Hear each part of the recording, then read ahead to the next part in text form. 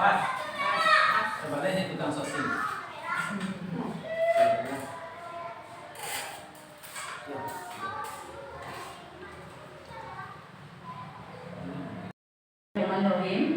Assalamualaikum warahmatullahi wabarakatuh. Waalaikumsalam warahmatullahi wabarakatuh. Alhamdulillah, puji syukur kehadirat Allah Subhanahu wa taala yang mana telah melimpahkan rahmat dan hidayahnya sehingga kita bisa berkumpul di ruangan yang kita cintai ini. Salawat beserta salam tidak lupa pula kita kirimkan kepada Nabi besar kita umat Islam sedunia, yakni Nabi besar Muhammad sallallahu alaihi wasallam. Dengan sebutan Allahumma shalli ala sayyidina Muhammad wa ala ali Muhammad. Yang sama-sama kita hormati Bapak Kepala SDN 21 Simpang Remio. Yang sama-sama kita hormati ibu-ibu calon guru penggerak. Yang sama-sama kita hormati Bapak dan Ibu Majelis Guru. Kemudian acara hari ini adalah workshop pengibasan budaya positif sekolah. Kemudian kita lanjutkan dengan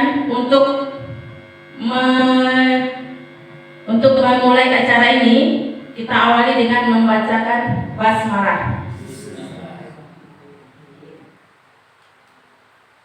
Oke, selanjutnya acara yang berikut adalah sambutan dari Kepala Sekolah SDN 21 Simpang Remio, yaitu Bapak Edianto MPD. Kepada Bapak Edianto MPD dipersilakan.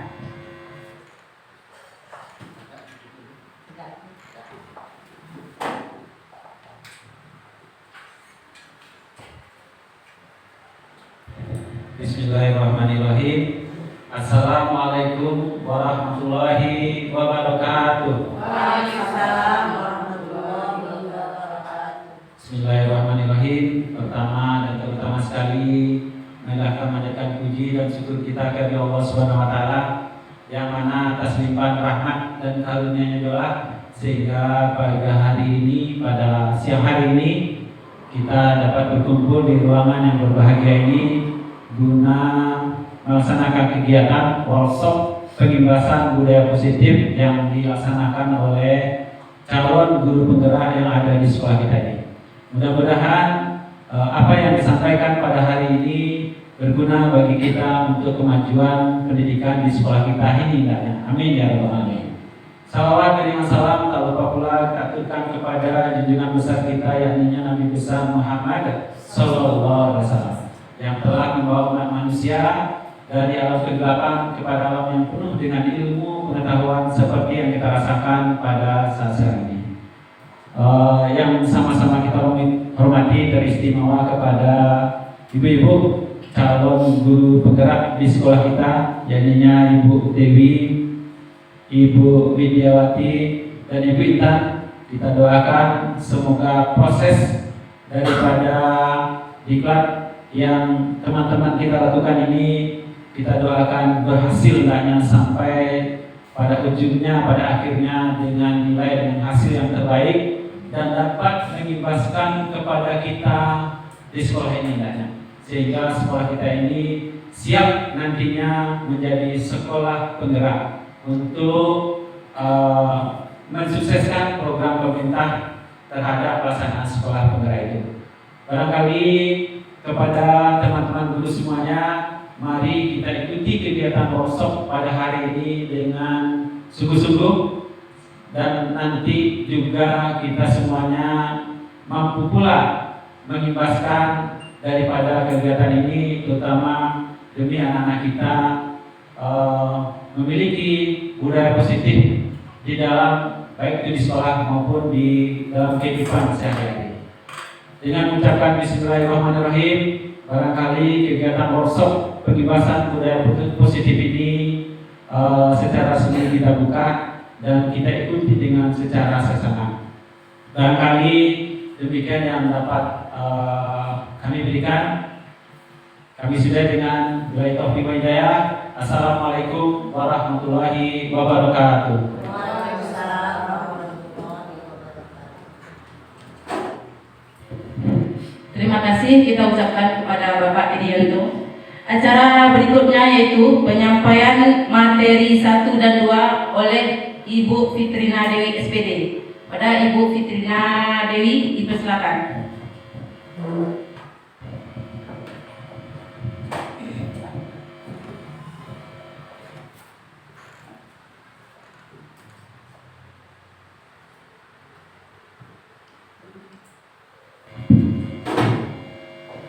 Baik, Assalamualaikum warahmatullahi wabarakatuh.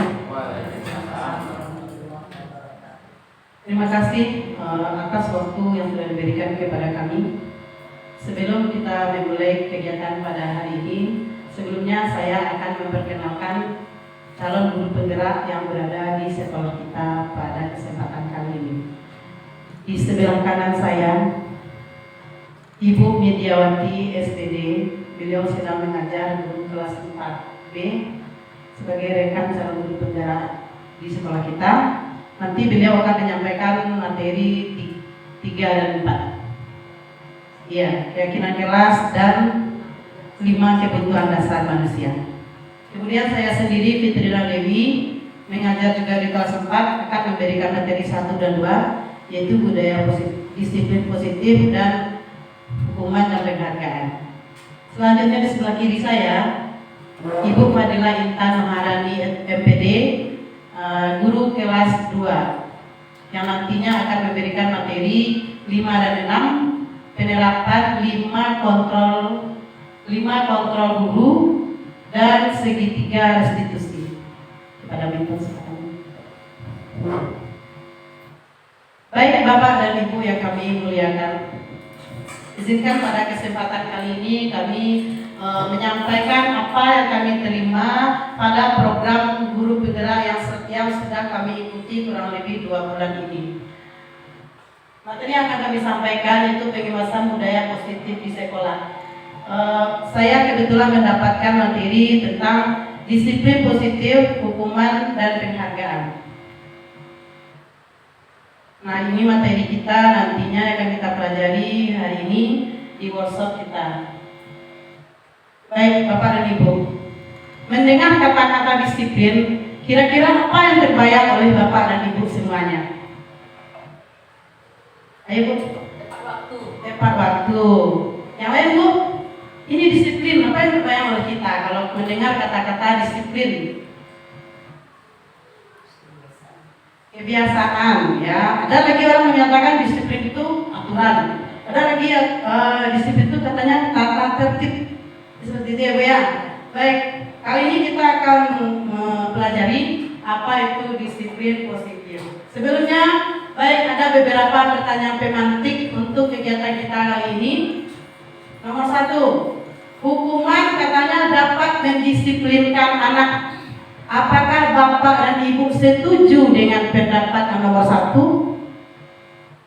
Iya, Bu. Iya dan tidak. Iya dan tidak. Iya dan kenapa dan tidaknya juga kenapa Bu? Iyanya karena kadang-kadang sebuah hukuman itu akan bisa mengubah diri dengan efek jerak, menimbulkan efek jerak pada si anak. Iya. Tapi kalau hukumannya kita itu tidak sesuai atau kadang hukuman itu terlalu berlebihan kita memberikan hukuman, juga anak itu akan bisa menyebabkan akan menyebabkan rasa percaya, mengurangi rasa percaya diri sana. Iya, terima kasih atas jawaban dari Ibu. Baik, kita lanjut dulu dengan pertanyaan yang kedua. Katanya pemberian hukuman dengan hal positif, misalnya seperti membaca atau membersihkan halaman sekolah, dapat meningkatkan disiplin anak. Betul apa tidak ya? Ada pendapatnya Pak? Jawabannya ya atau tidak, seperti itu saja Pak. Iya. Ya, Ibu lain bagaimana? Setuju apa tidak? Setuju. Baik, kita lanjutkan yang ketiga dulu. Katanya memberikan penghargaan dapat meningkatkan motivasi belajar anak. Ya. Setuju Ibu-ibu? Setuju. Setuju. Baik, kita lanjutkan dulu ya. Kita mulai dari makna disiplin. Disiplin berasal dari bahasa Latin yaitu disiplina yang artinya belajar. Disiplin positif adalah proses pembelajaran yang merupakan suatu pendekatan mendidik anak untuk melakukan kontrol diri dan pembentukan kepercayaan diri. Disiplin positif di sini bertujuan untuk membentuk karakter tanpa hukuman. Disiplin diri membuat orang menggali potensinya menuju sebuah tujuan apa yang dia hargai. Namun, nah ini Bu yang sering kita alami. Dalam budaya kita, makna disiplin telah berubah menjadi sesuatu yang dilakukan seseorang pada orang lain untuk mendapatkan kepatuhan. Bagaimana orang itu patuh kepada kita, bagaimana murid patuh kepada kita, bagaimana guru patuh kepada kepala sekolah. Nah itu yang kita sebut sebagai disiplin. Baik, berikutnya kecenderungannya adalah kedisiplinan itu sering dihubungkan dengan ketidaknyamanan. Biasanya kalau udah ada disiplin berpakaian, ada beberapa yang tidak nyaman itu dalam hati kita. Baik, lanjutkannya Bapak dan Ibu. Menurut Dr. William Glasser, dia meluruskan beberapa miskonsepsi mengenai teori kontrol. Yang pertama kata kita ini ilusinya bahwa guru itu bisa mengontrol murid. Apakah benar seperti itu? Menurut William Glasser itu, pada dasarnya kita tidak dapat memaksa murid untuk berbuat sesuatu jika murid itu memilih untuk tidak melakukannya. Walaupun tampaknya guru sedang mengontrol perilaku murid tersebut. Di depan kita memang sepertinya dia terkontrol, tetapi di belakang kita tidak tahu karena ini mengandung ini hanya ilusi sebagai seorang guru. Berikut ilusi yang kedua, ilusi bahwa kritik dan membuat orang merasa bersalah dapat menguatkan karakter. Sebenarnya menggunakan kritik dan rasa bersalah untuk mengontrol murid itu hanya menuju pada identitas gagal. Nanti kita akan melihat bagaimana identitas gagal itu. Mereka belajar merasa buruk tentang diri mereka. Jadi mereka menilai diri mereka itu sudah buruk karena kita selalu membuat dia merasa bersalah. Berikut ilusi yang ketiga, ilusi bahwa orang dewasa memiliki hak untuk memaksa. Di sini yang perlu kita garis bawahi bahwa memang orang dewasa itu percaya mereka memiliki tanggung jawab untuk membuat murid itu melakukan hal-hal tertentu yang menurut orang dewasa itu benar. Perilaku memaksa ini tidak efektif untuk jangka panjang, tapi jika jangka pendek bisa jadi itu adalah efektif. Tapi untuk masa depannya, untuk kedepannya itu bukanlah hal yang benar. Dan lama kelamaan ini akan membentuk sebuah hubungan permusuhan. Dia lama-lama akan memusuhi kita. Berikutnya ilusi yang terakhir, bahwa semua penguatan positif atau bujukan efektif dan bermanfaat. Nah ini lagi kita segala usaha untuk mempengaruhi murid agar mengulangi suatu perilaku tertentu. Misalnya kita senang bila murid itu misalnya pikir dengan bersih, kemudian kita puji dia. Ya kita karena perbuatannya menurut kita itu baik. Mengapa kita puji dia? Agar dia mengulangi perbuatan yang sama untuk di kemudian hari. Nah dalam waktu tertentu kemungkinan murid itu akan mencoba untuk menolak bujukan kita. Jadi bisa jadi murid itu akan menjadi tergantung pendapat sang guru untuk berusaha. Misalnya guru itu tidak masuk atau gurunya diganti, kan dia tidak dapat bujukan lagi, maka dia tidak akan menyapu dengan bersih. Nah seperti itu kira-kira Bapak dan Ibu. Berikut kita lanjut kepada disiplin positif. Bapak dan Ibu sebelum kita lanjut ini ada sedikit permainan. Silakan Bapak dan Ibu berdekatan duduknya. Bu Nur silakan dengan Bu Mita, Bu Il berhadapan dengan Bu Red, Bu Z silakan berhadapan dengan Pak Rusdi, Bu Red silakan dengan Pak Nas. Baik Bapak dan Ibu, permainannya seperti ini. Satu orang kita kan berpasangan. Satu orang itu memegang sesuatu yang berharga di tangannya. Salah satu misalnya Bu Red dengan Bu Mita dengan Bu Nur. Bu Mita memegang sesuatu itu berharga yang tidak boleh dilihat oleh Bu Nur. Begitu juga Bu Red dengan Bu Il. Silakan pilih siapa saja. Begitu juga Bu Z dengan Pak Rusdi. Silakan. Kemudian orang yang tidak memegang sesuatu itu berusaha membujuk orang yang memegang ini, si A dengan si B ini berusaha membujuk bagaimana dia mau membuka tangannya itu, bagaimana dia mau menunjukkan apa yang dia sembunyikan dalam genggamannya. Coba Bapak dan Ibu bujuk temannya supaya dia mau membuka, boleh digini-gini, boleh dia dengan kata-kata, dengan apa, pokoknya terserah. Ya, coba Bu itu bagaimana dia mau membuka jarinya, membuka genggaman tangannya itu. Teman-teman, bagaimana teman itu mau dia membuka jarinya? Oh, dia menunjukkan apa yang dia sembunyikan di dalam tangannya itu. Boleh dirayu-rayu, boleh dibujuk, diiming-imingi dengan hadiah. Ayo, Allah. Kalau tidak terbuka, oke, oh. Nggak mau ibu itu membuka, oke. Bu minta dengan penuh sudah terbuka genggamannya. Kelihatan isinya penuh? Kelihatan Bu Dewi. Nah, baik. Sekarang pertanyaannya. Pak Rusdi dengan Bu Z tadi, kira-kira mengapa Ibu Z mau membuka tangannya tadi? Kan saya buka. Enggak dipaksa. Tidak. Tapi ada iming-iming. Oh, ada iming-iming. Berarti siapa yang mengontrol Bu Z membuka tangannya itu? Hah? Bisa nggak Pak Rusdi mengontrol Bu Z itu supaya mau membuka tangannya? Saya yang buka, kan saya memegang sesuatu. Oh, Pak Rusdi memegang sesuatu tadi. Buka harus, nanti aku kasih sesuatu. Oh, Apa itu sesuatunya, Bu? Uang langsung. Ya kan? ternyata Pak Rusdi mau ya. Coba sekarang mungkin dengan kurang.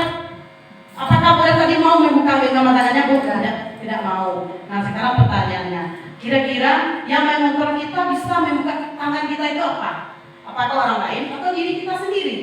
Kita sendiri. Kita sendiri Bapak dan Ibu. Nah, sesuai dengan yang disampaikan teori kontrol oleh Dr. William Glasser, bahwa kita tidak bisa mengontrol orang lain. Tak bisa, walaupun dia adalah anak didik kita, walaupun dia anak kita sendiri, tak bisa kita mengontrol. Jadi siapa yang bisa mengontrol? Adalah diri kita. Nah, itu dia makna disiplin positif itu. Belajar kontrol diri dengan menggali potensi kita agar mencapai tujuan yang mulia. Baik, nanti kita akan lanjut belajarnya itu mengapa sampai kita mau membuka diri kepada orang lain. Ada motivasinya itu nanti. Kita lanjut dulu ya Ibu.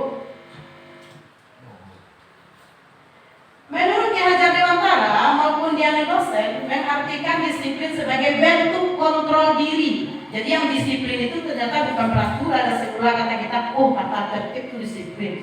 Menurut KHD itu kontrol diri itu adalah disiplin itu katanya bentuk kontrol diri, yaitu belajar untuk kontrol diri agar dapat mencapai suatu tujuan yang mulia. Tujuan mulia di sini mengacu pada nilai-nilai atau prinsip-prinsip mulia yang diambil oleh seseorang. Nah, seperti Buret tadi, prinsipnya tidak goyah, sehingga Buret tidak mau membukakan apa yang disimpannya tadi. Berbeda dengan Pak Arus. Nah, dibujuk dia dengan sesuatu, dia membukanya. Baik, tidak hanya menurut Ki Hajar Dewantara, dalam standar pendidikan nasional kita sudah dicantumkan bahwa dalam rangka menciptakan lingkungan yang positif, maka setiap warga sekolah dan pemangku kepentingan perlu saling mendukung, menghayati, dan menerapkan nilai-nilai kebajikan yang telah kita sepakati bersama. Nah, sebagai pendidik, tujuan kita adalah menciptakan anak-anak yang memiliki disiplin diri. Jadi bukan disiplin kita Bapak dan Ibu, tapi disiplin diri mereka sendiri. Sehingga mereka bisa berperilaku dengan mengacu kepada nilai-nilai kebajikan universal dan memiliki potensi motivasi intrinsik bukan ekstrinsik. Nah, yang mana saja nilai-nilai kebajikan tersebut? Nah, itu banyak sekali contohnya Bapak dan Ibu. Di sini saya sebutkan ada beberapa yang saya tuliskan. Di antara yang pertama adalah profil pelajar Pancasila yang 6 itu beriman dan bertakwa kepada Tuhan Yang Maha Esa serta berakhlak mulia. Kemudian berkebinekaan global, gotong royong, mandiri, kreatif, dan bernalar kritis. Kemudian lagi antusias, ada empati, ada percaya diri, ada jujur, dan sebanyak lagi yang lainnya. Nah, sekarang kita lanjut dulu. Disiplin positif itu maksud lainnya adalah mendisiplinkan anak tanpa ancaman. Disiplin positif bukan membiarkan anak melakukan apa yang mereka mau. Bu, saya hari ini tidak mau menulis Bu. Kenapa nak? Tangan saya capek. Nah, bukan berarti seperti itu, dibiarkan saja. Hari ini Bu saya mau lari Bu, tanpa makna, kita biarkan saja seperti itu. Kemudian disiplin positif bukan menghukum dengan memukul atau membentak. Yang mana disiplin positif itu yaitu yang pertama, membantu anak mengembangkan kontrol diri sepanjang waktu. Yang kedua, mengajari anak bagaimana membuat keputusan yang baik. Jadi kita ajak anak itu walaupun mereka masih kecil, kita ajak mereka untuk berpikir lebih dewasa dari kesehariannya. Yang ketiga adalah mengajarkan sikap respek anak terhadap perasaan orang lain. Nah, ini yang sering anak-anak kita zaman sekarang, zaman now ini kurang respeknya. Jangankan kepada orang lain, kepada orang tuanya saja respeknya itu sudah berkurang alias luntur. Nah, tugas kita sebagai guru, nah itu nanti mengajarkan sikap respek, mengembalikan bagaimana dia bisa respek kepada orang lain. Baik Bapak dan Ibu, pernahkah kita melakukan sesuatu untuk mendapatkan senyuman dari orang lain? Harus pernah melakukan sesuatu untuk mendapatkan senyuman dari orang lain? Harus membantu murid supaya murid tersenyum misalnya. Nah, atau untuk mendapatkan hadiah? Itu nomor 1. Oh, nomor 1. Atau untuk mendapatkan tempat di hati seseorang. Nah, itu juga nomor 1. Kita dekat-dekat sama Pak Kepala supaya dapat tempat di hati beliau. Seperti itu ya. Baik, sebagai seorang guru, misalnya saat kita hadir di depan kelas tepat waktu, apa motivasi kita saat itu? Apakah karena tidak ingin ditegur oleh atasan, atau tidak ingin mendapatkan surat peringatan, atau ingin mendapatkan pujian atau penghargaan dari atasan kita? Wih, Pak Rusdi ini sering datangnya cepat. Besok saya berikan dia penghargaan. Nah, jangan-jangan seperti itu motivasi Pak Rus. Ya Pak Rus? Baik. Atau ingin menjadi orang yang menghargai waktu, menghargai diri sendiri sebagai teladan bagi murid. Nah, kita masuk lagi kepada motivasi ya Bapak Ibu. Teori motivasi. Teori motivasi manusia itu ada 3. Mengapa kita mau melakukan sesuatu itu ada motivasinya. Yang pertama adalah motivasi eksternal, yang kedua motivasi internal yang ada dalam diri kita. Motivasi eksternal yang pertama adalah untuk menghindari ketidaknyamanan atau hukuman. Daripada kita dihukum, lebih baik kita patuhi, nah seperti itu. Nah, kita pertanyaannya apa yang akan terjadi apabila saya tidak melakukannya? Tentu saya akan mendapatkan hukuman. Nah, seperti itu. Itu namanya motivasi eksternal atau berada di luar diri seseorang. Yang kedua adalah yang melakukan sesuatu itu untuk mendapatkan imbalan dari orang lain. Ada yang mau didapatkannya, mendapatkan senyuman, hadiah, penghargaan, pujian. Nah, itu juga merupakan motivasi eksternal. Nah, berbeda dengan yang ketiga, yaitu dia melakukan sesuatu itu untuk menghargai dirinya sendiri. Saya akan menjadi orang yang seperti apabila saya melakukannya. Nah, inilah motivasi yang terbaik. Inilah yang akan kita coba terapkan kepada anak-anak didik kita. Tentunya dimulai dari diri kita sendiri ya Bapak Ibu. Nah, sekarang kita lihat yang identitas gagal tadi, yang kita memberikan hukuman tadi, kata saya kan identitas gagal. Ada identitas gagal, ada identitas sukses. Yang gagal itu adalah memberikan hukuman. Yang sukses itu disiplin. Ada 2 lagi contohnya itu konsekuensi dan restitusi. Kalau hukuman, murid atau anak akan tersakiti. Dalam konsekuensinya, tentu anak dibuat tidak nyaman dengan apa yang kita berikan.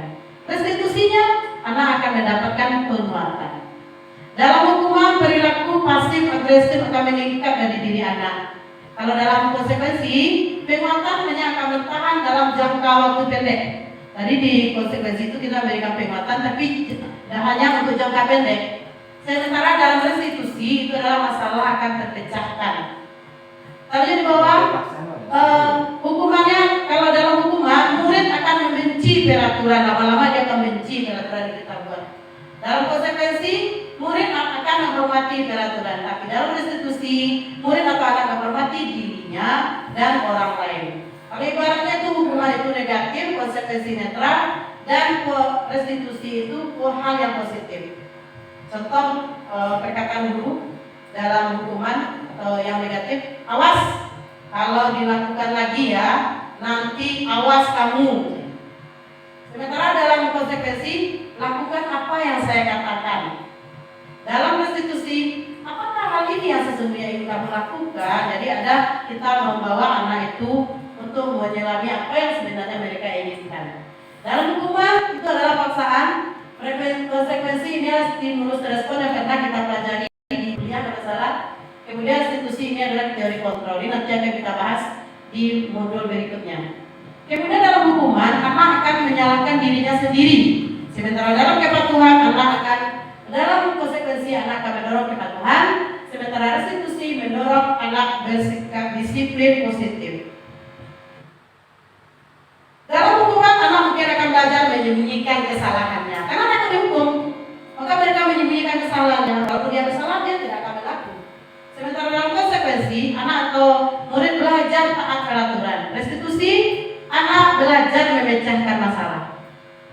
Dalam hukuman biasanya dibuat oleh guru sebagai otoriter dalam kelas. Sementara konsekuensi dibuat oleh guru bersama murid. Berbeda lagi dengan restitusi, dibuat oleh murid atau anak, kemudian disetujui oleh guru. Seperti itu Bapak dan Ibu. Nah sekarang coba Bapak dan Ibu, nomor 1, kira-kira itu hukuman atau konsekuensi? Mencatat 100 kali dalam buku kalimat saya tidak akan terlambat lagi karena terlambat ke sekolah. Kira-kira itu menurut Bapak dan Ibu hukuman atau konsekuensi? Hukuman ya. Nah, yang kedua, lari mengelilingi lapangan basket 2 kali karena terlambat hadir di sekolah. Hukuman apa disiplin Bapak? Hukuman atau konsekuensi Bapak Ibu? Konsekuensi. Konsekuensi atau hukuman?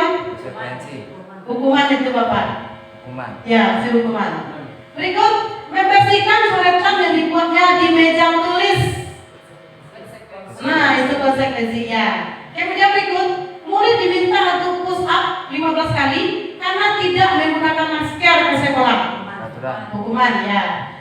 Yang terakhir, menggantikan kertas tugas teman yang telah dicoret-coret. Iya, konsekuensi. Jadi antara hukuman dan konsekuensi ada perbedaannya. Jadi saat kita memberikan kepada anak, kita sebaiknya hindarilah yang hukuman. Kita berangsur-angsur dari sekarang itu memulai dengan konsekuensi, kemudian restitusi, kemudian nanti akan lanjut oleh teman saya itu pembahasannya. Baik, berikutnya adalah penghargaan.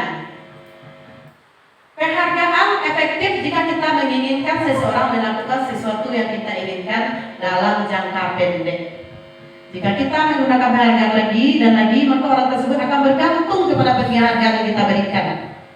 Tidak hanya anak, itu kita pun seperti itu. Jika kita mendapatkan penghargaan untuk melakukan sesuatu yang baik, maka selain kita senantiasa berharap mendapat penghargaan tersebut lagi, kita pun menjadi tidak menyadari tindakan baik yang kita lakukan. Itu pengaruh penghargaan. Sekarang kita lihat beberapa pendapat para ahli tentang penghargaan. Yang pertama katanya penghargaan itu tidak efektif. Mengapa tidak efektif?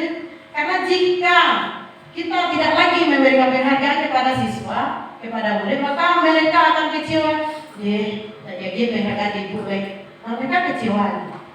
Kemudian yang kedua, penghargaan akan merusak hubungan.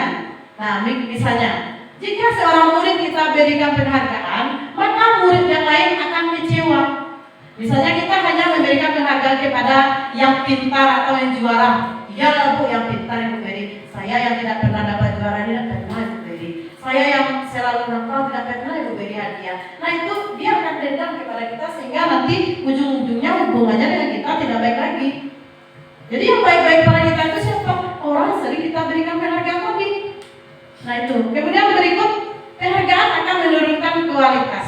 Jadi kebanyakan yang diberikan penghargaan itu saat mereka bekerja hanya jika diberi penghargaan.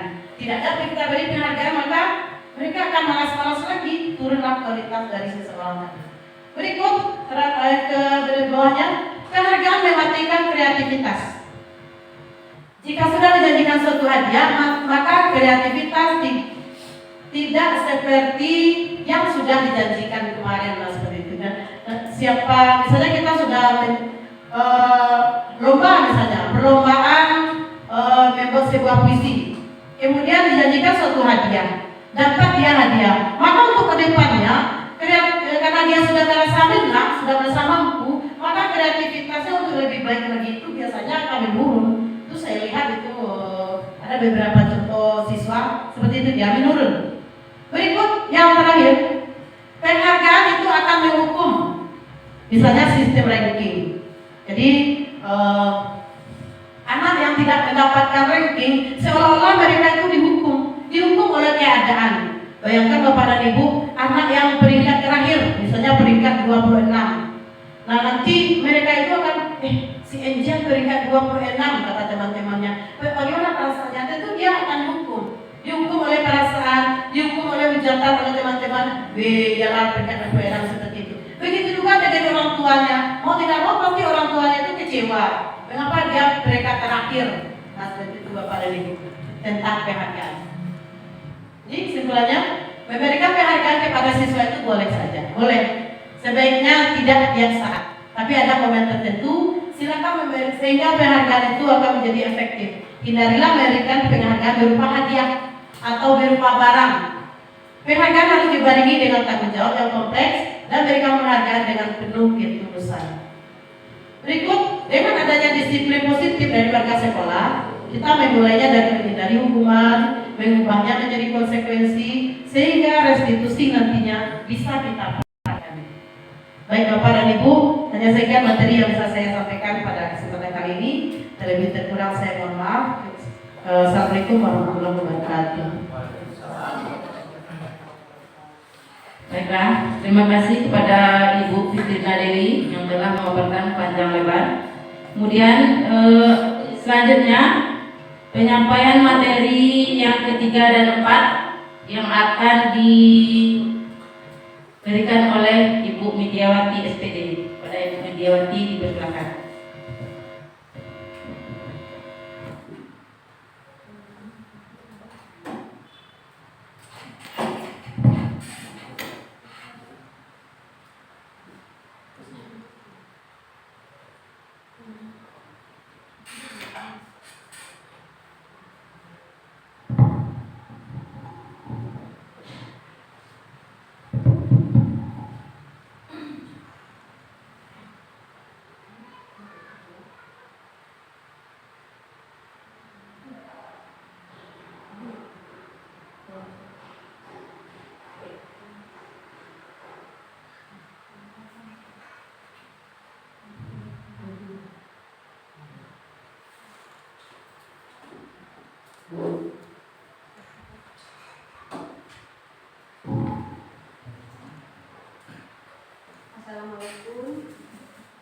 Assalamualaikum warahmatullahi wabarakatuh. Terima kasih atas waktu yang diberikan kepada saya sebagai pemateri, yaitu materi 3 dan 4.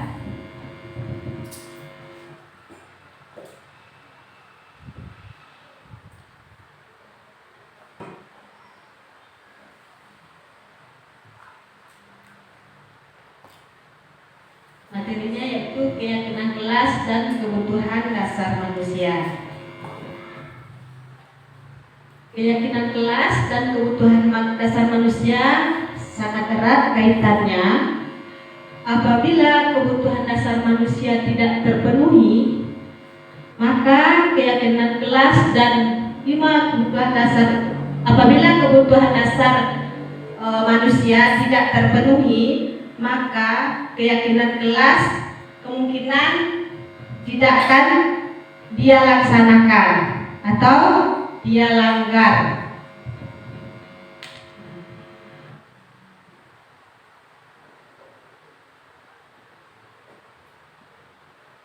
Ini definisi keyakinan kelas. Keyakinan kelas yaitu berupa nilai-nilai kebajikan yang disepakati secara tersurat dan tersirat, yang mengandung nilai-nilai keselamatan, kebaikan, dan kebahagiaan.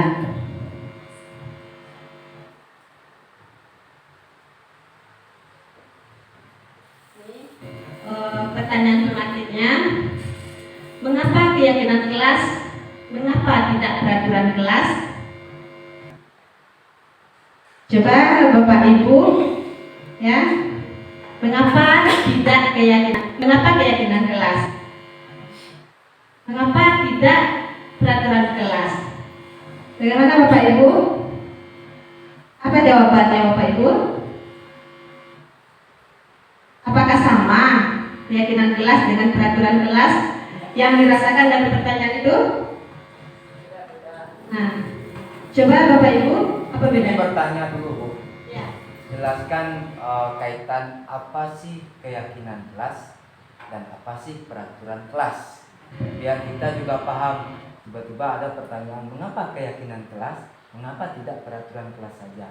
Seharusnya dijabarkan dulu apa sih keyakinan kelas dan apa sih peraturan kelas itu. Ya, ini sudah nanti ada jawabannya. Mungkin ada tanda tanya, pertanyaannya. Kok sudah ada? Kok keyakinan kelas? Dulu adanya yang didengar itu peraturan kelas. Ya, selama ini kita sudah melaksanakan peraturan kelas itu ya Pak ya. Sekarang keyakinan kelas. Ya.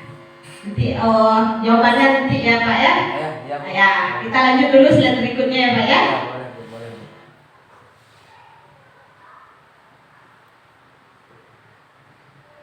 Nih, ciri-ciri keyakinan kelas atau ciri-ciri keyakinan sekolah secara umum dan keyakinan kelas yang ada di dalam kelas.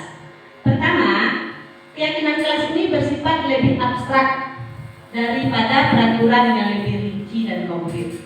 Jadi peraturan itu lebih rinci dan konkret. Selama ini peraturan sudah ada sebelum anak-anak itu masuk, peraturan sekolah sudah ada, peraturan kelas sudah kita tetapkan, sehingga anak mengikuti saja peraturan yang sudah ada tersebut. Sementara keyakinan kelas ini berupa pernyataan universal, menyeluruh. Satu pernyataan keyakinan kelas dibuat dalam bentuk positif. Keyakinan kelas hendaknya tidak terlalu banyak sehingga mudah diingat dan dipahami oleh semua warga kelas.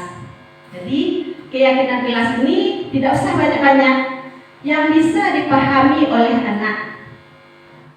Terus keyakinan kelas sebaiknya sesuatu yang dapat diterapkan di lingkungan tersebut. Jadi keyakinan kelas ini jangan yang muluk-muluk kita buat, yang bisa dipahami oleh anak saja.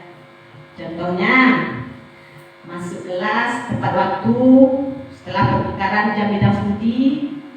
Jadi anak-anak itu kan paham bahwa dia harus masuk kelas tepat waktu. Yakin dia, nanti kalau dia tidak masuk, dia akan rugi. Mungkin dia akan menerima konsekuensi dari keyakinan yang dia tidak sepakati.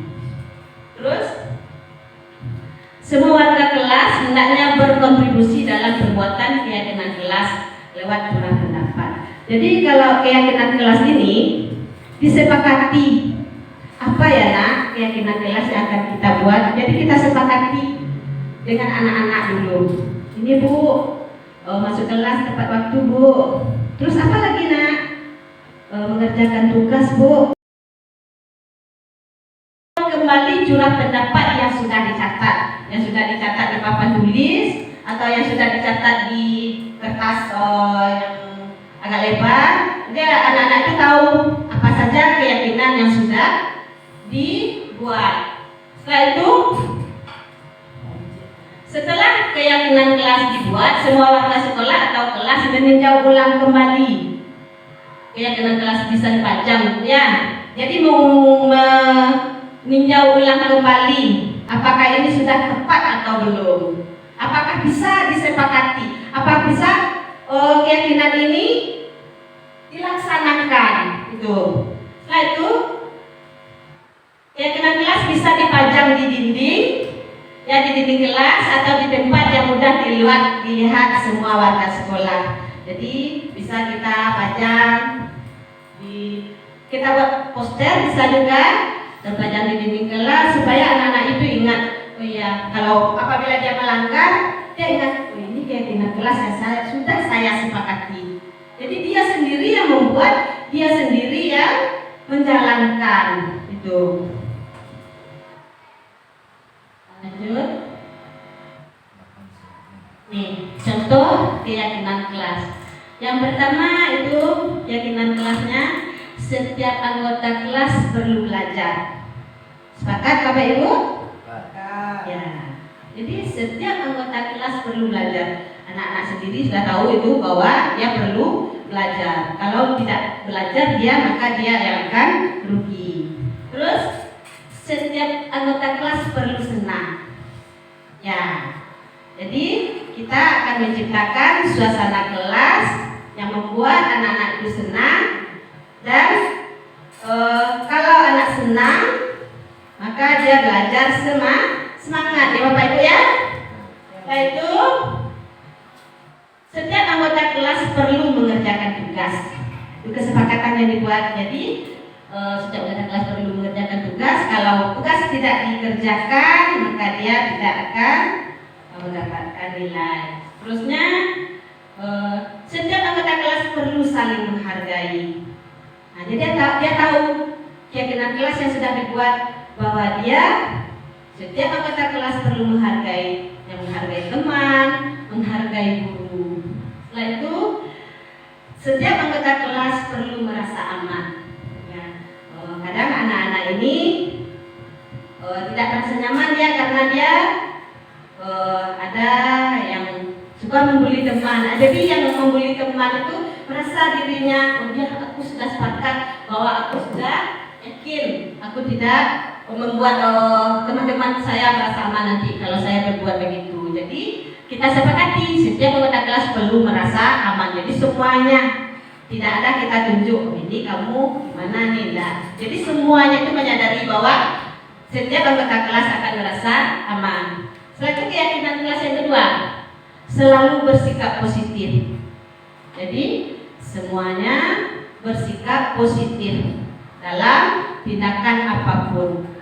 Kalau yang tindakannya bersikap negatif bisa cepat kita ingatkan. Nah, bagaimana dengan keyakinan kelas kita? Karena dia sendiri yang membuat, yang menetapkan bersama-sama dengan kita. Setelah itu senantiasa menjadi diri yang terbaik. Nah, jadi dia senantiasa merasa diri menjadi yang terbaik.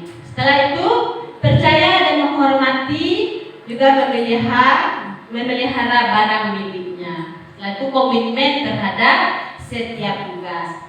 Keyakinan kelas yang kedua. Setelah itu ini 3 kesepakatan bersama. Sikap hormat, ya ini kalimatnya, kami meyakini bahwa sangat penting untuk menghormati semua orang dan barang milik orang lain. Ini kalimat hormatnya. Setelah itu bekerja, ya orang lain bekerja. Kami meyakini bahwa sangat penting untuk mengerjakan segala pekerjaan atau mengikuti kegiatan yang telah ditugaskan. Setelah itu kalimatnya diterima dan dimiliki. Kami meyakini bahwa sangat penting untuk merasa diterima pada suatu kelompok dan saling peduli dengan yang lain. Itu contoh keyakinan kelas yang bisa kita terapkan, yang kita bisa sepakati dengan anak-anak. Terus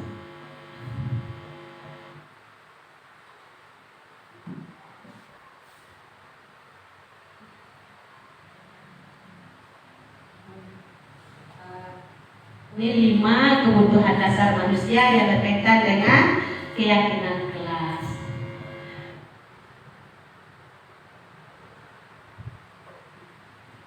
Kebutuhan dasar manusia ini bukan anak-anak saja yang mempunyai 5 kebutuhan, orang dewasa juga mempunyai 5 kebutuhan, tapi tingkatannya mungkin berbeda-beda. Yang pertama, kebutuhan bertahan hidup, kebutuhan kasih sayang dan rasa diterima.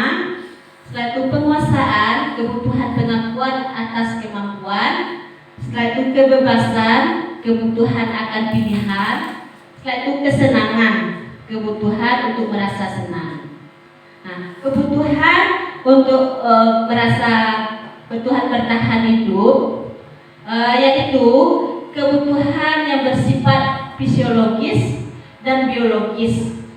Untuk bertahan hidup misalnya kesehatan, mendapat perlindungan, ya berlindung, dalam keluarga, setelah itu makan dan minum. Itu kebutuhan bertahan hidup. Apabila kebutuhan yang satu ini dari 5 kebutuhan tidak terpenuhi, maka anak tersebut kemungkinan akan melakukan suatu kesalahan. Contohnya, si anak dia tidak membawa makanan ke sekolah. Jadi kita lihat dia sering sekali meminta makanan temannya. Setelah kita selidiki, ternyata dia tidak membawa makanan atau bekal dari rumah, sehingga dia sering meminta makanan temannya tersebut, sehingga akan menimbulkan pertikaian. Temannya tidak menerima karena makanannya sering diminta, sehingga kita telusuri. Berarti kebutuhan dasarnya yang satu tidak terpenuhi. Mungkin kebutuhannya tersebut di rumah tidak terpenuhi atau dia tidak diberi bekal, sehingga akan menimbulkan masalah. Ya Bapak Ibu, Ya, akan betul. menimbulkan masalah karena kebutuhan dasarnya tidak terpenuhi. Terus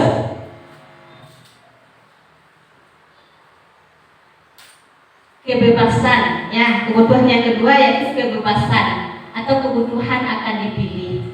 Kebutuhan penguasaan berhubungan dengan kekuatan untuk mencapai suatu, menjadi kompeten, menjadi terampil, diakui prestasinya dan keterampilan, didengar dan dimiliki, rasa dihargai. Itu kebebasannya, kebutuhan akan dipilih. Jadi merasa dihargai. Terus kebebasan, kebutuhan akan dipilih, kebutuhan akan kemandirian, otonomi, memiliki pilihan dan mampu mengendalikan arah hidup seseorang.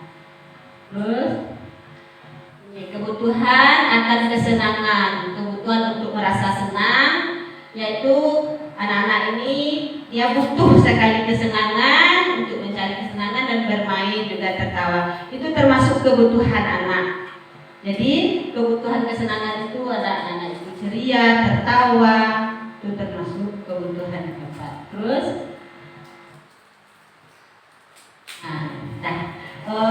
cukup sekian materi yang saya berikan. Wabillahi taufiq wal hidayah. Assalamualaikum warahmatullahi wabarakatuh. Terima kasih kita ucapkan kepada Ibu Midiawati yang telah menyampaikan materi 3 dan 4. Selanjutnya penyampaian materi yang ke-5 dan ke-6 yang akan disampaikan oleh Ibu Fadila Intan. Pada Ibu Fadila Intan Maharani MPD dipersilakan.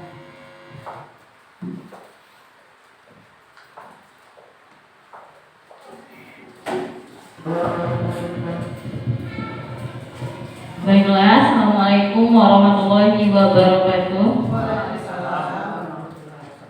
Sebelum saya memulai materi, silakan Bapak dan Ibu mencicipi makanannya, snack boxnya, biar kita lebih tidak ngantuk, agar kita nggak ngantuk ya. Soalnya ini adalah jam rawannya buat tidur siang. Oke, silakan ya Bapak Ibu. Saya lanjutkan. Pada kali ini saya akan melanjutkan tentang implementasi budaya positif di sekolah, yaitu tentang restitusi 5 posisi kontrol dan segitiga restitusi. Materi kali ini kita membahas tentang 6 budaya positif yang sudah dipaparkan tadi. Rekan saya sudah memaparkan disiplin positif dan nilai-nilai kebajikan universal dan teori motivasi, hukuman dan penghargaan, keyakinan kelas, kebutuhan dasar manusia dan dunia berkualitas, serta yang materi terakhir akan saya jelaskan tentang restitusi 5 posisi kontrol dan restitusi segitiga restitusi. Selanjutnya, 5 posisi kontrol ini ada bagiannya. Yang pertama menjadi penghukum, yang kedua membuat merasa bersalah, yang ketiga sebagai teman, yang keempat sebagai pemantau, dan yang kelima sebagai manajer. Pembahasan pertama yaitu guru sebagai penghukum. Seorang penghukum bisa menggunakan hukuman fisik maupun verbal. Fisik, kita sudah mendengar kalau hukuman fisik itu tidak baik ya Bapak Ibu. Tetapi hukuman verbal juga sebenarnya tidak baik. Tapi yang kita rasakan pada saat ini, hukuman fisik maupun verbal masih digunakan oleh guru-guru yang tidak tahu mungkin bagaimana memerdekakan siswa. Selanjutnya, individu yang menjalankan posisi ini mengatakan bahwa sekolah membutuhkan sistem atau alat yang dapat lebih menekankan murid-murid lebih dalam lagi.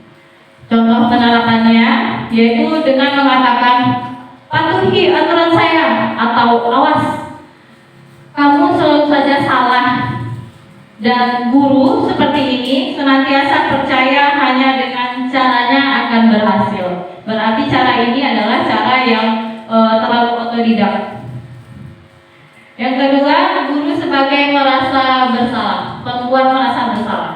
Posisi ini biasanya guru akan bersuara lebih lembut seperti, ibu sangat kecewa sekali dengan kamu nak. Gimana coba kalau orang tua kamu tahu kamu berbuat seperti ini? Jadi seorang guru mengatakan kepada muridnya dengan lebih lembut tetapi mengena ke hatinya. Selanjutnya posisi ini guru akan memiliki penilaian diri yang buruk tentang diri mereka. Murid akan merasa kecewa dan tidak berharga telah mengecewakan orang-orang yang disayang. Jadi di dalam dirinya, di dalam hatinya, dia merasa kecewa telah melakukan perbuatan yang salah, dan dia merasa dirinya tidak berharga dan mengecewakan orang-orang yang sayang kepada dia. Posisi ketiga yaitu guru sebagai teman. Nah, pada posisi ini, guru tidak akan menyakiti murid, namun akan berupaya mengontrol murid melalui persuasi. Posisi teman ini pada guru dapat berupa positif maupun negatif. Contohnya pada posisi positif merupakan hubungan baik yang terjalin antara guru dan murid. Seperti, ayo bantulah demi ibu ya. Ya sudah, kali ini tidak apa-apa, nanti ibu bantu bereskan. Jadi dia merasa lebih kita selamatkan dari kesalahannya. Negatifnya posisi ini yaitu ketika guru tidak membantu, maka murid akan kecewa. Terjadinya ketergantungan antara guru dan murid, dan seperti yang dikatakan, saya pikir ibu teman saya bu. Jadi dia merasa kita itu temenan dengan dia. Dia merasa kayak kita itu temannya, kita itu orang yang terdekat dengan dia. Pada posisi keempat yaitu guru sebagai pemantau. Pada posisi ini berawal dari teori stimulus respon yang menunjukkan tanggung jawab guru adalah mengontrol murid. Dalam pertanyaannya, contoh yang dipaparkan yaitu, apa yang telah kamu lakukan? Sanksi atau konsekuensinya apa? Selanjutnya, yang kelima yaitu guru sebagai manajer. Posisi di mana guru berbuat sesuatu bersama dengan murid, mempersilahkan murid mempertanggungjawabkan perilakunya, mendukung murid agar dapat menemukan solusi atas permasalahannya sendiri. Jadi pada posisi ini, guru berbuat sesuatu bersama dengan muridnya. Jadi guru itu memanage apa yang akan dilakukan oleh murid setelah dia melakukan kesalahan setelah ini. Jadi dia bisa mempertanggungjawabkan perilakunya, perilaku yang telah diperbuatnya, dan mencari solusi apa setelah ini yang akan dilakukannya. Memiliki keterampilan di posisi teman maupun pemantau. Nah, posisi manajer ini memiliki keterampilan kita sebagai posisi teman ataupun pemantau bagi murid. Contohnya yaitu, apakah kamu meyakininya? Apa rencana kamu untuk memperbaiki hal ini? Guru sebagai seorang manajer tidak akan memisahkan murid dari kelompoknya. Kelompok di sini dimaksudkan dari kelompok teman ataupun kelompok lingkungannya, melainkan mengembalikan murid tersebut ke kelompoknya dengan baik dan kuat, agar sang murid ini tidak mau untuk dibully. Jadi dia yakin dan kuat percaya dengan apa yang dilakukannya itu adalah benar. Tujuan akhir dari posisi 5 kontrol ini yaitu pada pencapaian posisi manajer. Jadi di mana di posisi inilah murid dapat menjadi pribadi yang mandiri, merdeka, dan bertanggung jawab atas segala perilaku dan sikapnya, yang pada akhirnya dapat menciptakan lingkungan yang positif, nyaman, dan aman. Dan inilah posisi akhir, yaitu tujuan akhir kita mempelajari posisi kontrol, yaitu guru sebagai manajer. Jadi adapun kesalahan dari murid, guru dan murid juga bisa berupaya untuk mencari jalan keluarnya untuk kebaikan sang murid tersebut. Materi selanjutnya yaitu segitiga restitusi. Kita lihat dari paparan di depan, yaitu ada gambar segitiga restitusi.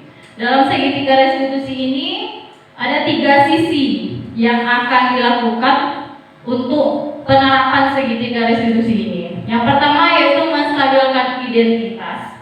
Yang kedua, validasi tindakan yang salah. Dan yang ketiga, menanyakan keyakinan. Kita lanjut pada sesi pertama, yaitu menstabilkan identitas. Hal ini bertujuan untuk mengubah identitas anak dari orang yang gagal karena melakukan kesalahan menjadi orang yang sukses. Jadi banyak kita temukan bahwa menstabilkan identitas ini banyak yang salah. Jadi untuk melakukannya identitas ini, maka kita tujuannya untuk melakukan murid ini menjadi orang yang sukses di kemudian hari. Terus seorang guru harus menjadi reflektif. Maka harusnya meyakini murid dengan cara mengatakan seperti berbuat salah itu tidak apa-apa, nak. Tidak ada manusia yang sempurna. Silakan, Bu. Tidak ada manusia yang sempurna. Kita bisa menyelesaikan ini. 3 alasan sulit dalam melakukan restitusi ini yaitu pertama, rasa bersalah, menguras energi kita. Yang kedua, ketika merasa bersalah, kita mengalami identitas yang gagal, merasa gagal. Dan yang terakhir, perasaan bersalah membuat kita terperangkap pada masa lalu, di mana kita sudah tidak bisa berbuat apa-apa lagi. Lanjut, sisi kedua yaitu validasi tindakan yang salah. Menurut teori kontrol, baik buruknya tindakan manusia ini pasti memiliki maksud atau tujuan. Apapun yang kita lakukan, apapun perilaku yang kita nampakkan kepada individu lain, pasti ada maksud dan tujuan dari bagaimana apa yang akan kita lakukan tersebut. Dalam memvalidasi kebutuhan murid, kita bisa mengatakan kalimat seperti, padahal kamu bisa melakukan yang lebih buruk dari ini ya. Kamu pasti punya alasan mengapa melakukan hal itu.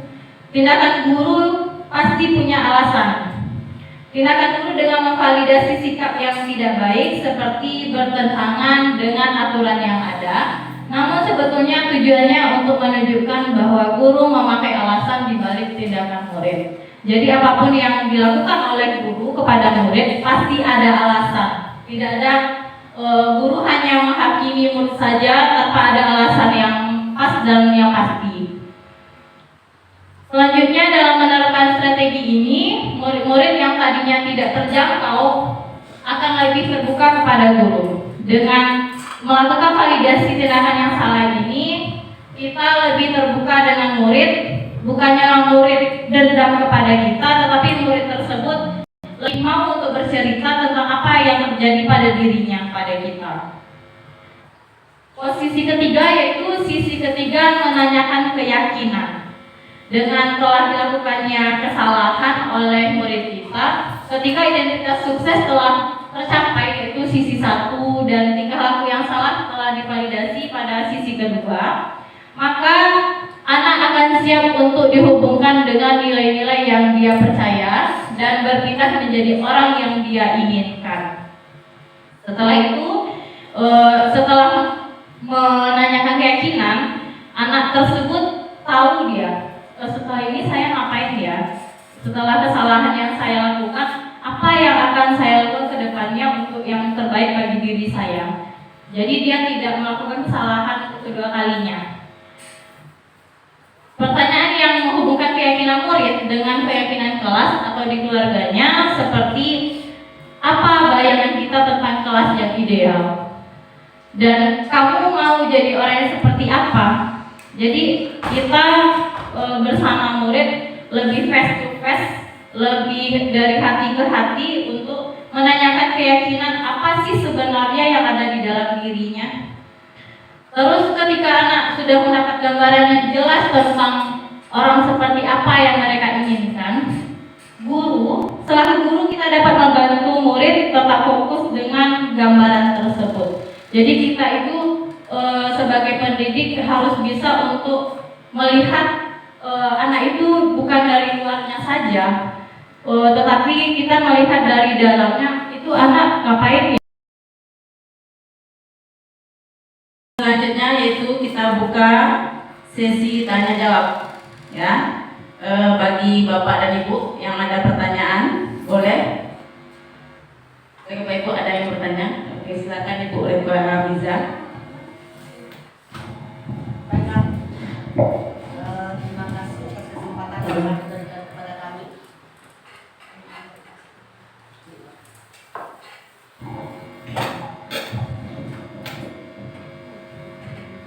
Ya, dengan terima kasih atas kesempatan yang telah diberikan kepada kami. Dari tayangan yang Ibu sampaikan tadi, kami ada beberapa pertanyaan, ada sedikit pertanyaan, yaitu tentang keyakinan kelas. Selama ini kita sudah menerapkan dan melaksanakan peraturan kelas dan peraturan sekolah. Dan tadi dari tayangan tadi juga ada keyakinan kelas. Jadi pertanyaannya Bu, bagaimana cara prosedur pembentukan keyakinan kelas yang bisa kita lakukan di kelas dan di sekolah itu? Ya, terima kasih Bu. Oke. Baiklah.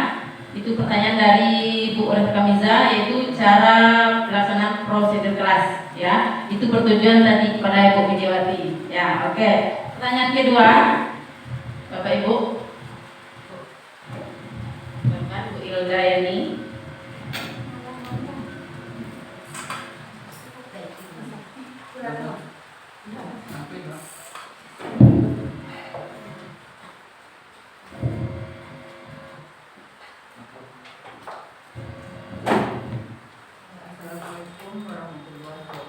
Waalaikumsalam warahmatullahi wabarakatuh. Saya ingin menanyakan pada pemateri 1, Ibu Putri Nadewi. Tadi dari materi yang Ibu paparkan, ada satu pertanyaan yang timbul bagi diri saya. Apa tandanya sebuah sekolah itu sudah menerapkan disiplin positif dalam Mereka apa yang harus diyakininya, yang membuat dirinya baik, yang membuat dia selamat, yang membuat dia sehat gitu. Yang kedua, kita catat semua masukan-masukan dari anak-anak tersebut, keyakinan-keyakinan yang mereka sampaikan tersebut. Contoh keyakinannya, Bu, bagaimana kita datang tepat waktu. Ini datang pada waktu itu untuk di kelas, setelah jam istirahat, mahasiswa tersebut duduk di dalam kelas menunggu guru gitu. Yang tepat waktu menunggu kepada masuk ke dalam kelas gitu. Setelah mencatat semua masukan para murid, baru kita susun keyakinan kelas sesuai prosedur. Setelah itu kita tinjau kembali curah pendapat yang sudah dicatat tersebut. Jadi kita catat semua masukan-masukan dari anak kita tersebut. Keyakinan kelas tersebut tidak usah banyak, tapi dia paham. paling agak 5 paling banyak itu. Nah, terus setelah keyakinan kelas dibuat oleh semua warga sekolah atau kelas diulang kembali keyakinan kelas dan dipajang di dinding kelas atau di tempat yang mudah dilihat oleh semua warga. Jadi kita sepakati dulu, ini nak sudah kita tetapkan saja ini keyakinan kelas yang sudah kita sepakati, boleh Bu. Jadi kita pajang di dinding kelas atau kalau keyakinan sekolah yang kita buat secara universal kita pajang di luar berupa poster mungkin gitu. Bagaimana Bu Rekam Miza? Ya. Demikian, Assalamualaikum warahmatullahi wabarakatuh. Waalaikumsalam warahmatullahi wabarakatuh. Baiklah, itu tadi pertanyaannya dari Bu Rekamiza telah dijelaskan secara panjang lebar oleh Ibu Widiawati. Oke, pertanyaan kedua yaitu dari Ibu Ildayani yang ditujukan kepada Ibu Fitrina Dewi. Kepada Ibu Fitrina Dewi, silakan.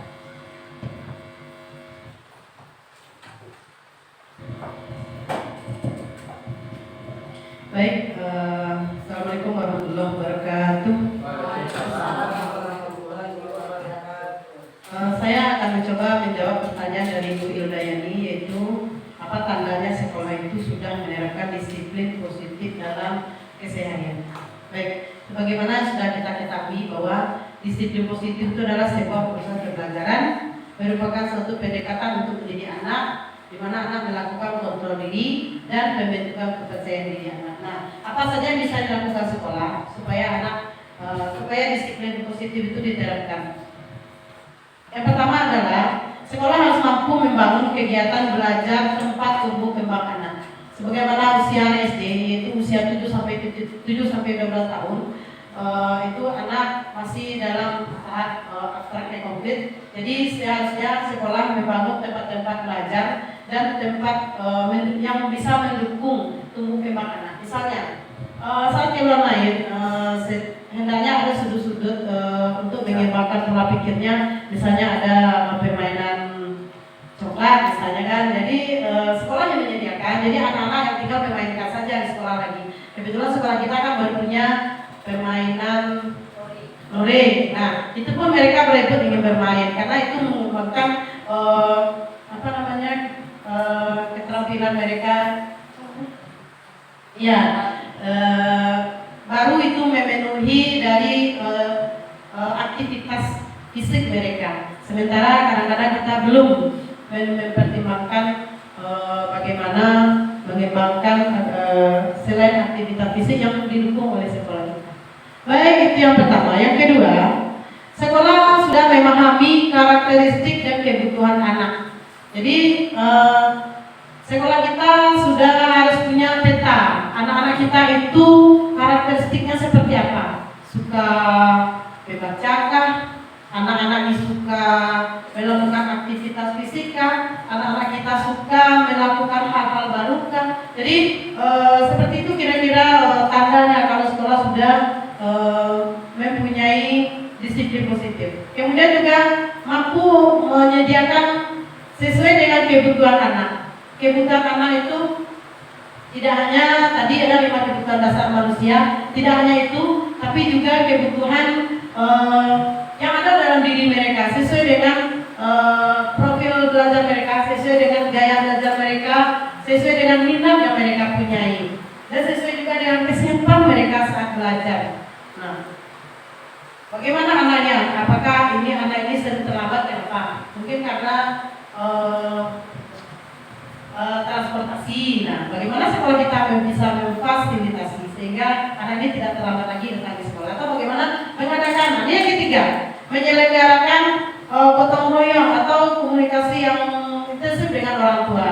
Bagaimana supaya hal-hal yang menjurus kepada pelanggaran disiplin itu bisa teratasi dengan baik dengan cara kita bergotong royong atau kerjasama atau kolaborasi antara guru, orang tua, dan didukung oleh kepala sekolah. Berikutnya dengan demikian setelah ada kolaborasi, kemudian Kemudian berikutnya tentu saja komunikasi kita terutama warga sekolah akan meningkat. Dengan demikian budaya positif yang kita harapkan, yang kita cita-citakan itu dapat tercapai sehingga kita bisa melaksanakan pembelajaran di sekolah itu sesuai dengan kebutuhan siswa kita. Kadang-kadang siswa kita itu tidak hanya belajar hanya dengan melihat saja, misalnya nonton video, mereka kadang-kadang bosan. Mereka perlu misalnya ada yang mau dilakukan dalam kelas ini, bertukar-tukar tempat atau ingin bermain kartu atau dan lain sebagainya. Jadi itu kira-kira. Jadi kalau menurut saya sekolah, karena sekolah itu sudah menerapkan disiplin positif, itu dimulai dari kegiatan belajar mengajar dalam kelas, kemudian didukung oleh sarana prasarana yang disediakan oleh sekolah itu sendiri. Kemudian berikutnya adalah kerjasama dengan orang tua. Demikian Bu Il penjelasan dari saya. Assalamualaikum warahmatullahi wabarakatuh. Waalaikumsalam warahmatullahi wabarakatuh. Terima kasih kepada Ibu Fitriana Dewi. Bagaimana Bu Dayani? Cukup? Cukup. Oke, selanjutnya pertanyaan yang berikut yaitu ditujukan kepada Ibu Fadilah Intan Rahmanirani. Kepada Ibu Intan dipersilakan.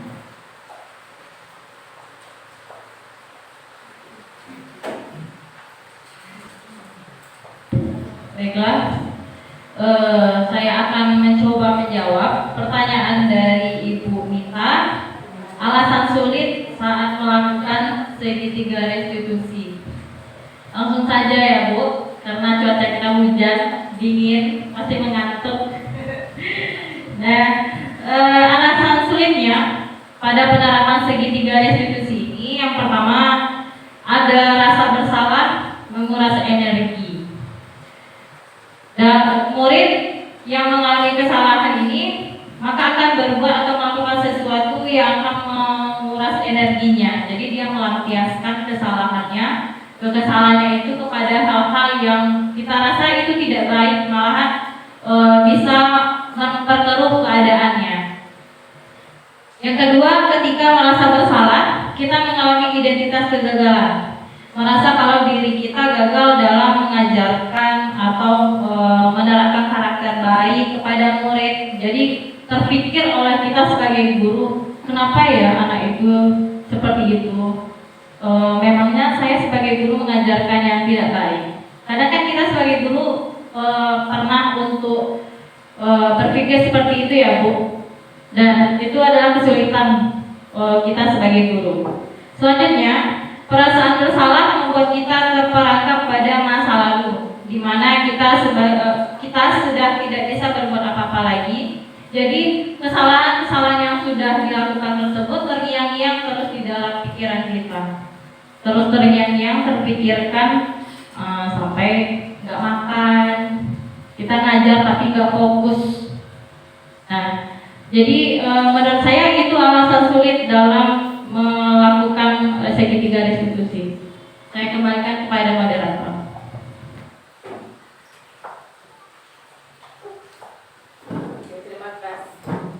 Terima kasih kepada Bu Intan Fadila.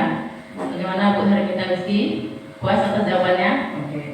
Oke. Untuk selanjutnya masih ada Bapak Ibu yang ingin mengajukan pertanyaan? Cukup? Cukup. Oke. Untuk acara selanjutnya yaitu kita mintakan umpan balik kepada Ibu pengawas kita yang baru datang. Selamat datang Bu. Kemudian kepada Bapak Kepala Sekolah. Ya. Untuk pertama kita mintakan kepada Bapak Kepala Sekolah dulu.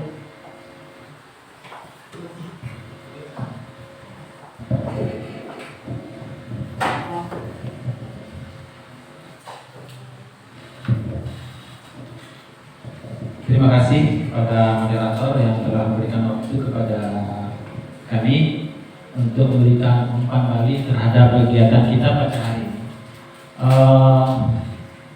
Selamat datang Ibu Pengawas. Kami mohon izin untuk melanjutkan kegiatan tadi. Baiklah Bapak Ibu yang kami hormati, melihat daripada kegiatan kita pada hari ini, terutama tentang tema yaitunya tentang budaya positif. Ini adalah suatu hal yang sangat baik sekali dan perlu kita dukung secara bersama-sama agar sekolah kita ini ke depan lebih bisa menempatkan terutama anak-anak yaitu sesuai dengan apa yang dibutuhkan, karena paradigma kita pada hari ini adalah berubah. Paradigma saat ini adalah kita lebih kepada melayani anak, melayani murid, seperti yang disampaikan dalam materi tadi. Kalau dulu kita peraturan sekolah, tetapi sekarang adalah keyakinan. Kalau peraturan itu tentu kita yang membuat. Dulu paradigma yang lama adalah peraturan kita yang membuat. Anak hanya harus mengikuti apa yang kita buat. Tapi sekarang itu adalah keyakinan kelas atau sekolah, artinya tidak dari kita yang membuatnya, tapi kita buat secara bersama-sama, kita sepakati sehingga apa yang sudah kita buat tentu siswa ikut terlibat dalam membuatnya, sehingga untuk pelaksanaannya tentu lebih ada rasa suka sama suka. Beda dengan peraturan sekolah atau kelas yang siswa hanya harus patuh begitu. Apabila tidak dipatuhi tentu ada sanksi. Sementara dengan keyakinan kelas, tentunya anak merasa lebih memiliki apa yang dibuat oleh sekolah. Dan kita yakin kalau ini berjalan, tentunya siswa kita ini akan lebih senang untuk berada di sekolah kita ini dan merasa tidak ada tekanan, karena anak kita ikut terlibat di dalam membuat aturan-aturan ada di sekolah ataupun di kelas.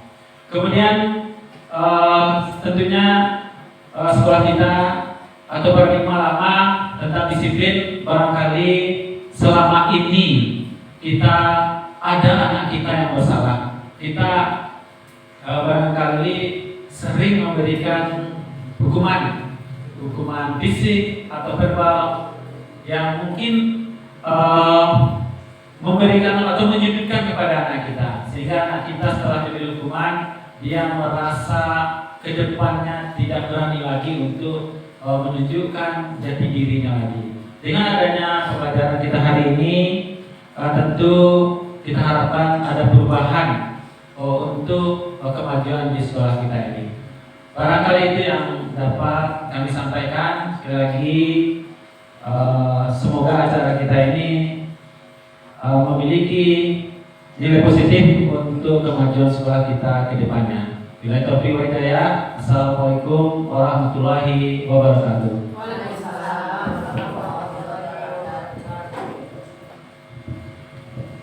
Terima kasih kepada Bapak Kepala SDN 21 Simpang Biung. Selanjutnya kita mintakan umpan balik pada Ibu pengawas kita, yaitu Ibu Donalisi. Pada Ibu, apabila tepat dipersilakan.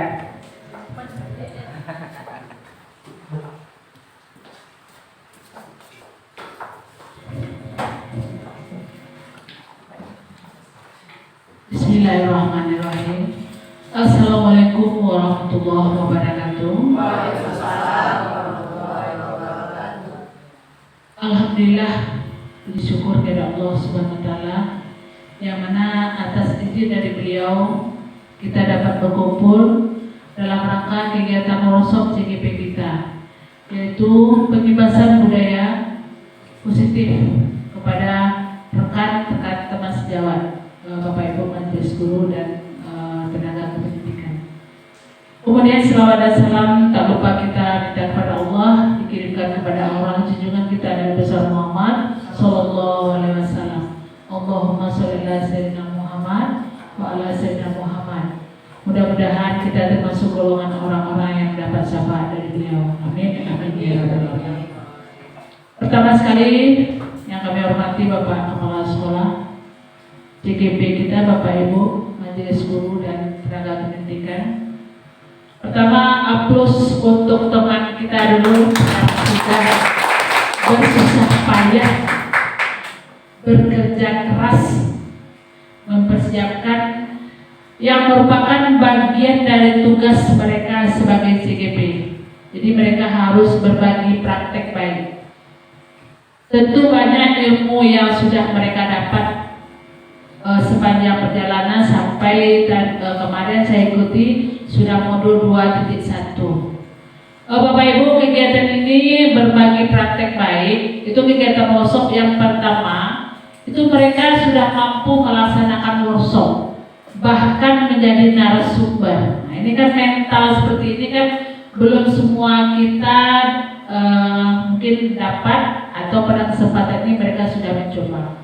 Tapi alhamdulillah walaupun saya tidak dari awal, akhirnya saya dapat, tapi kita sekedar itu masukan. Jadi itu satu ya. Jadi untuk perencanaan sebuah kegiatan, baik itu kegiatan workshop, kegiatan yang lain, itu butuh perencanaan. Perencanaan mulai dari administrasi, bahan, kelengkapan itu benar-benar harus kita persiapkan. Jadi sebenarnya untuk sebuah kegiatan itu harus dinilai ya Bapak Ibu ya. Ini harus ada sebenarnya masukan dari peserta bagaimana perencanaan mereka. Mulai dari administrasinya, pelaksanaannya, termasuk materi mereka menyajikan. Itu masukan bagi kita semua. Kalau pelaksanaan hari ini bagus, berarti persiapan mereka dan pelaksanaan mereka juga bagus. Kalau mungkin ada kekurangan untuk kegiatan depannya, mungkin lebih belajar lagi apa kurangnya. Karena sama-sama kita masukkan ya. Ibu-ibu CGP mohon menerima apa masukan dari teman. Itu yang pertama untuk kegiatan hari ini. Kemudian untuk materi budaya positifnya tadi sudah disampaikan oleh masing-masing CGP, itu mereka sudah berbagi dapat saya, karena tidak seperti Intan terakhir tadi, kemudian ada Ibu Bu Dewi, maaf saya lupa Bu Media. Jadi tujuan mereka berbagi itu lagi. Mereka sedang belajar. Dan dalam sedang belajar mereka ditugaskan berbagi. Apa yang mereka dapat mereka impaskan kepada kita semua. Harapannya Bapak Ibu berpartisipasi melaksanakan apa yang juga mereka laksanakan. Supaya apa? Mereka tidak untuk mereka sendiri, tidak untuk lokal mereka, atau siswa mereka, enggak. Semua kita berpartisipasi melaksanakan, mengikuti kegiatan praktek baik yang sudah dibuat bersama. Mungkin untuk CGP ada istilah, mungkin sama-sama kita nanti. Itu tadi ada istilah yang saya lihat, yang untuk kesepakatan apa istilah tadi? Keyakinan. Kalau saya nggak salah dengar kemarin sudah diperbaiki sedikit kesepakatan kelas. Jadi sama-sama kita belajar ya, atau salah juga saya mohon maaf. Kesepakatan kelas kalau untuk kelas, kesepakatan sekolah untuk sekolah. Jadi kenapa kesepakatan? Supaya tidak terasa itu hanya dari pihak sekolah, dari pihak guru. Kalau mereka yang membuat, termasuk kalau kesepakatan sekolah misalnya ada wali murid, komite, orang tua, siswa, jadi mereka tidak merasa terpaksa karena memang bersama-sama membuatnya. Nah, itu istilah mungkin ya bentarnya bersama teman-teman. Kalau saya salah, mari sama-sama kita perbaiki. Jadi kesepakatan namanya. Kenapa kesepakatan ini? Karena selama ini kalau tata tertib sekolah, jadi kalau udah kesepakatan, udah sepakat melaksanakan konsekuensinya, tentu kita bersama-sama juga. Seperti itu manfaat dari kesepakatan kelas. Jadi mungkin sekedar masukan bagi kita bersama, terutama untuk JGP. Mari terus berinovasi, terutama mengerjakan tugas-tugas yang positif. Jangan istilahnya menutup diri untuk menerima masukan dari Bapak Ibu guru. Jadi kalau ada tugas-tugas ibu-ibu, mungkin mereka akan bertanya, silakan berikan masukan. Oh, kok begini, sehingga kan kalau bertiga mereka juga sempat berkolaborasi dengan Bapak Ibu guru juga. Betul juga dengan Bapak Ibu kepala sekolah atau PD. Mungkin ada beberapa hal yang silakan. Ya. Jadi pelaksanaan hari ini sangat bermanfaat, pertama untuk peserta karena mereka menguji mental mereka sebagai narasumber, sebagai pelaksana, termasuk semua nih mereka yang menyediakan. Itu sudah hapus untuk yang Bapak Ibu CGP ya. Jadi mudah-mudahan kedepannya harapan kami mari kita dukung bersama, mari kita beri masukan, kita support sehingga mereka lulus dengan nilai yang terbaik. Amin, amin, ya Rabbil alamin. Dan dapat mengimbaskannya ke kita. Kalau ada 10 rombel nih baru 3, tapi walaupun tak kasadonya kelas lain mengikuti, palingnya sudah mendekati. Kalau 10 mereka misalnya Bapak Ibu 9, kurang sekitar tahun depan Bapak Ibu jadi CGP lagi. Alhamdulillah kami dapat info kemarin Solo sekitar 170 CGP yang sudah submit. Tapi itu belum masuk seleksi yang kedua. Sekarang masih PP yang seleksi. Sudah ini Bapak Ibu lagi yang kedua CGP. Silakan kok start pertama mereka sudah ada gambaran. Berarti itu CGP yang akan berikutnya tentu harus lebih baik lagi karena ada runde yang kedua untuk angkatan 8, 9, dan 10. Jadi terima kasih atas segala dukungan untuk Bapak Kepala Sekolah, Bapak Ibu Majelis Guru, termasuk juga tenaga pendidikan ya Pak ya. Tanpa bantuan Bapak seperti ruangan Niko dan studio, Bapak juga ada tempat yang lain-lainnya gitu. Mungkin itu saja. Mohon maaf kalau ada kekurangan. Kami akhiri. Assalamualaikum warahmatullahi wabarakatuh.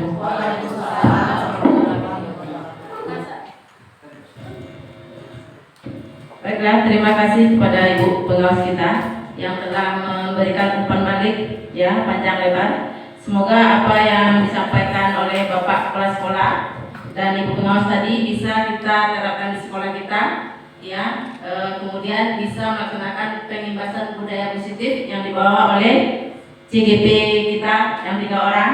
Semoga bermanfaat untuk kita yang ada di sini untuk memajukan sekolah kita. Kemudian acara selanjutnya itu pembacaan doa oleh Bapak Rusdi. Kepada Pak Rusdi dipersilakan.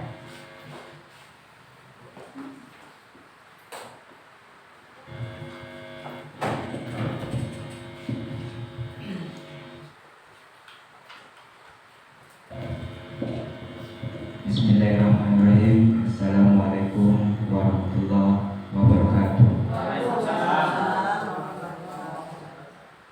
Auzubillahi minasyaitonirrajim.